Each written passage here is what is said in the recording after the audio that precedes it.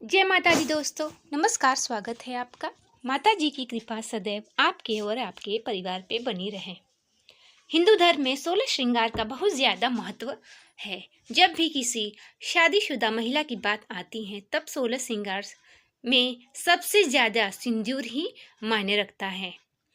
पौराणिक कथाओं के अनुसार ऐसी मान्यता है कि सिंदूर ही किसी भी सुहागिन महिला की पहचान होती है। हिंदू शादियों में सिंदूर की रस्म बेहद खास होती है और शादी के दिन के बाद से महिलाएं रोज अपने पति की दीर्घायु की कामना में मांग में सिंदूर भरती हैं। लेकिन सिंदूर लगाते समय कुछ बातों का ज़रूरी ध्यान रखना होता है और हम जो भी 16 श्रृंगार करते हैं इनमें भी हमें काफ़ी चीज़ों का ध्यान रखना होता है।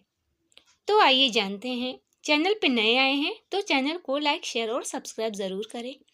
ऐसा माना जाता है कि यदि महिलाएं सिंदूर लगाते समय कुछ गलतियां करती हैं तो ये पति के जीवन में दुर्भाग्य का कारण बन जाता है।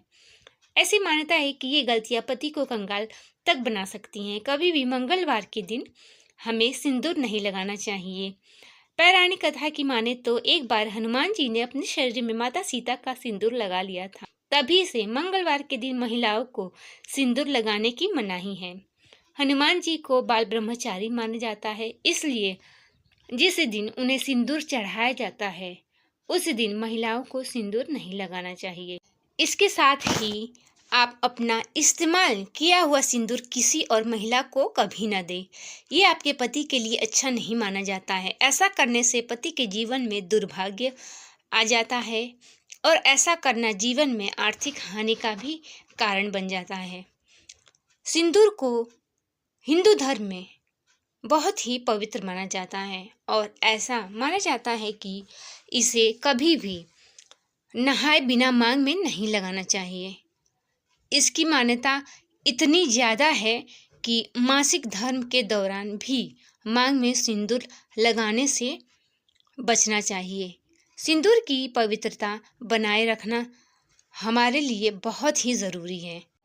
जब भी हम बाल धोते हैं तो हमें गीले बालों में भी सिंदूर नहीं लगाना चाहिए। वैसे तो हमेशा नहाने के बाद ही सिंदूर लगाना चाहिए, लेकिन कभी भी गीले बालों में सिंदूर न लगाएं। जब भी आप सिंदूर लगाएं तो बालों को हल्का सुखा लें तब सिंदूर लगाएं। इसके साथ ही सिंदूर से कई सारी हमारे जीवन की समस्याएं भी दूर हो जाती हैं। सिंदूर लगाने का प्रभाव पति के स्वास्थ्य पर भी पड़ता है। ऐसी मान्यता है कि किसी के पैसे से खरीदा हुआ सिंदूर कभी भी नहीं लगाना चाहिए। ऐसा करने से पति के जीवन में धन की हानि हो सकती है और स्वास्थ्य भी बिगड़ सकता है। हालांकि आप किसी खास रिश्तेदारी यानी सास, माँ या ससुराल के अन्य रिश्तेदारों जैसे जेठानी या ननद का उपहार में दिया हुआ सिंदूर इस्तेमाल कर सकती हैं, लेकिन इस्तेमाल करने से पहले उसे माँ दुर्गा को अवश्य चढ़ाएं।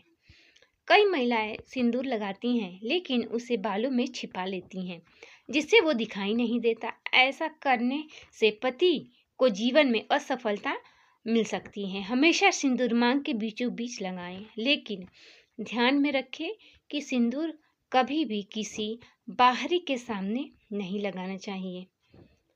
सिंदूर लगाते समय की गई ये गलतियां आपके और आपके जीवन में दुर्भाग्य ला सकती हैं, इसलिए हमेशा इन बातों को ध्यान में रखना चाहिए।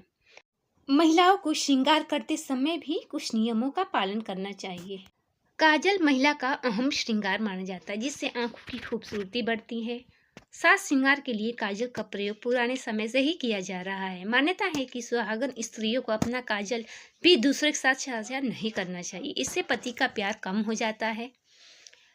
आप काजल दूसरों को दे सकती हैं, लेकिन नया खरीदा हुआ, अपना इस्तेमाल किया हुआ काजल किसी दूसरे को न दे।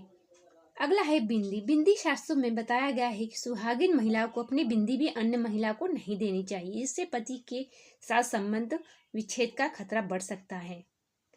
बिंदी आप नया खरीद के दे सकती हैं, लेकिन अपनी लगाई हुई पैकेट की बिंदी कभी किसी को ना दें।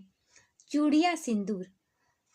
सुहागन महिलाओं के लिए चूड़ियां भी महत्वपूर्ण होती हैं। अपने हाथों में पहनी हुई चूड़ियों को अन्य महिलाओं को नहीं देना चाहिए। इससे भाग्य कमजोर होता है और पति की आयु भी कम होती है। बिछिए तो सुहागन महिलाओं की निशानी माना जाता है। बिछिया केवल सुहागिन महिला ही पहन सकती हैं। अपने पैरों में पहनी हुई बिछिया कभी दूसरे को नहीं देनी चाहिए। इससे सौभाग्य छिन जाता है और इसके साथ ही आर्थिक समस्याओं का भी हमें सामना करना पड़ता है। तो दोस्तों, ये था आज का वीडियो पसंद आया हो तो चैनल को लाइक शेयर सब्सक्राइब करें, बेल आइकन को दबाना ना भूलें, जिससे कि सभी वीडियो की नोटिफिकेशन अब तक पहुंचेगी। मिलते हैं अगले वीडियो में, तब तक के लिए नमस्कार।